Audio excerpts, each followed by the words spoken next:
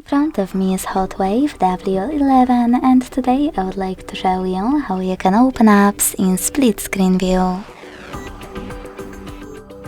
Begin by selecting two apps to use in this view and leaving them open in the background.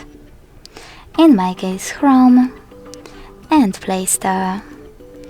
Then access background apps and click on the icon of an app that you wish to use on the top half of your screen.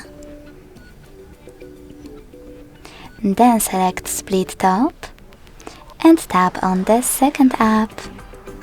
As you can see, now I can use both at the same time. So sorry, that was a misclick.